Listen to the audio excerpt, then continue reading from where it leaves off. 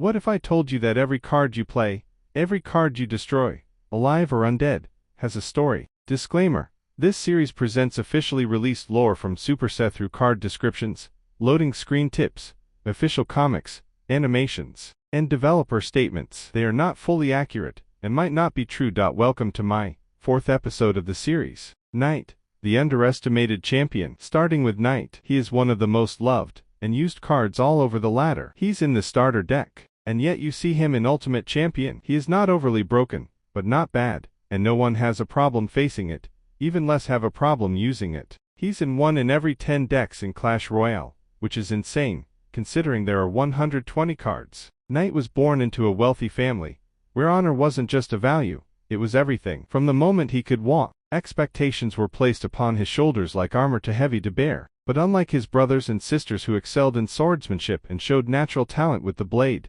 Knight was different. He was seen as the weaker one, the disappointment, the one who would never bring glory to the family name. His siblings mocked him during training sessions, and even his own parents would shake their heads in disapproval when he struggled with techniques that came naturally to others. But what they didn't see in him was his constitution, his unbreakable will. While all the other kids got hurt when they were wrestling or sparring, limping away to nurse their bruises and wounded pride, he stood right back up, ready to fight. Again and again and again. Every hit he took, every fall, every defeat only made him more determined. He realized something his family never understood: battles aren't always won by the strongest or the fastest. Sometimes, they're won by the one who refuses to stay down. Knight developed his own unique fighting style, one that wore off opponents and gained precious time for his allies. Where others sought to end fights quickly with flashy techniques, Knight learned to endure, to defend, to outlast. His strategy was simple but devastating: let the enemy exhaust themselves against his defense while his teammates struck from behind. He became a wall that absorbed punishment and kept standing,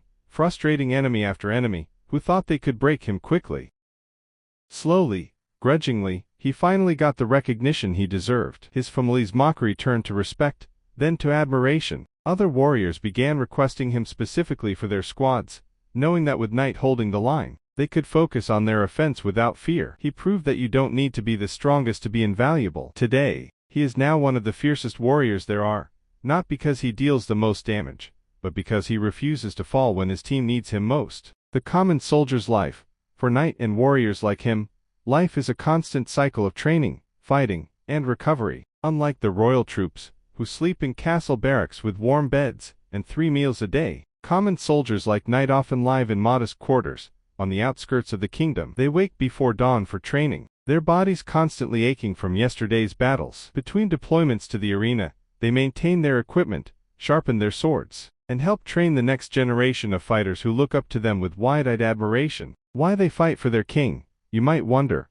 Why Knight fights so fiercely for the crown? For him, it's not just about loyalty to a king, it's about protecting something bigger. Every battle in the arena prevents enemy troops from reaching the villages beyond, where families live in peace. Knight fights because he remembers being the underdog, being underestimated, and he knows there are countless people in the kingdom who need someone strong enough to stand between them and danger. The arena isn't just a battlefield, it's the front line that keeps chaos from spilling into the realm. For Knight, every tower defended is another day of peace for those who can't defend themselves. Training and recruitment. Knight's journey from family disappointment to arena legend didn't happen overnight. After proving himself worthy, he was recruited into the king's formal training program. New recruits go through months of intensive conditioning, learning not just how to fight, but how to think strategically, how to work with diverse troops, and how to stay calm when a Mega Knight is jumping toward your face. Knight now helps train new warriors, teaching them that technique and talent matter less than determination and heart. Mega Knight, the Builder's Transformation.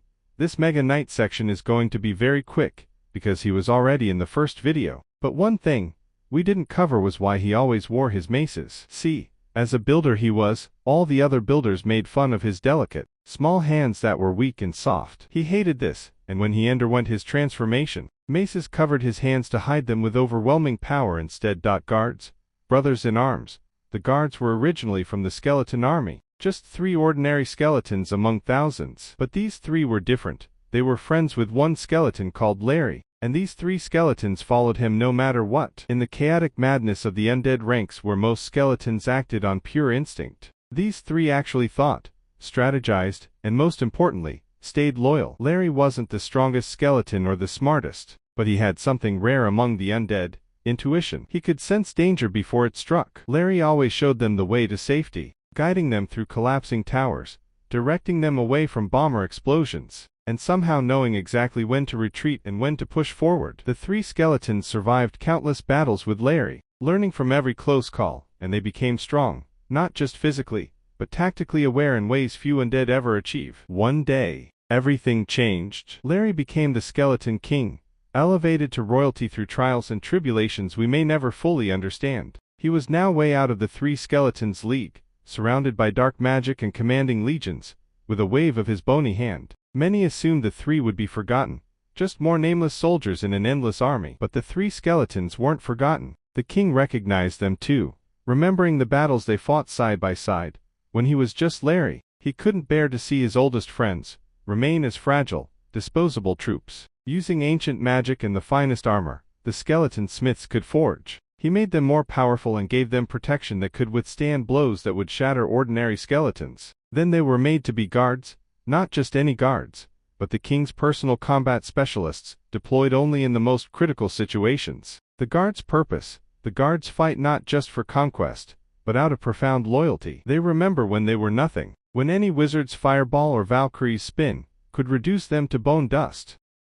The Skeleton King gave them purpose, identity, and most importantly, he gave them a second chance at significance. When they're deployed to defend a tower, they're not just following orders, they're protecting the kingdom of the one who saw value in them when no one else did. They're training under the Skeleton King, even with enhanced armor and weapons.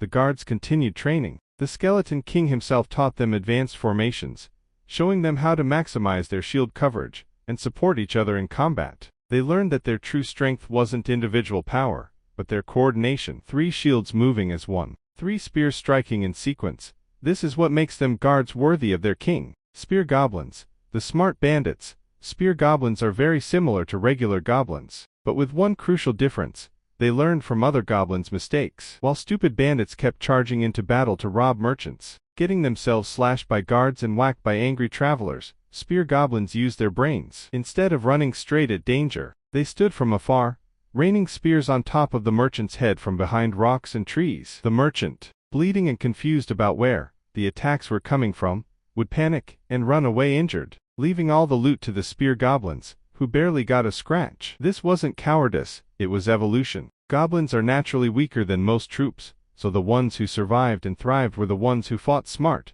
not hard. Seeing this clever adaptation, their clan's goblin giant was impressed. He promoted them within the goblin hierarchy, giving them better spears, shinier, well, slightly less rusty, armor, and most prestigious of all, he put a couple on his back. For a spear goblin, riding on the goblin giant's back is the ultimate achievement. You get to rain spears from an elevated position, protected by the giant's massive bulk, hitting enemies before they can even reach you. It's the goblin dream: maximum profit, minimum risk. Life in the goblin clan: spear goblins live in chaotic, cramped goblin settlements, where strength and cunning determine your status. Unlike the organized military structures of the kingdom's forces, goblins follow a simpler rule: if you're useful, you eat. If you're not, you starve. This harsh reality made spear goblins innovators. They scavenge materials to improve their spears, they scout enemy positions before attacks, and they've even developed their own communication system of whistles and clicks to coordinate ambushes. Why they fight?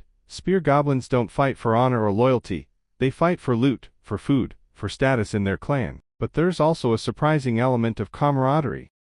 Why they serve? For most archers, joining the king's forces isn't just a job, it's an escape and an opportunity. Many come from poverty, from villages with no future for them. The army offers food, training, purpose, and the slim but real chance of glory. They fight because the alternative is returning to a life of uncertainty. Some fight hoping to one day earn enough recognition to be promoted to elite archer status. Others fight simply because it's the only life they've known, and their fellow archers have become their family. Deployed and deadly, archers are great when they are split, covering multiple lanes and forcing opponents to divide their attention. The archer queen watches every deployment, every battle, analyzing how her students perform. For these common archers, every arrow they fire is a chance to prove they're worthy of more. Each card has a past, a reason for fighting, a story that makes them more than just stats on a screen. Which card's story surprised you the most? Let me know in the comments, and don't forget to subscribe for the next episode, where we'll dive into even more card lore.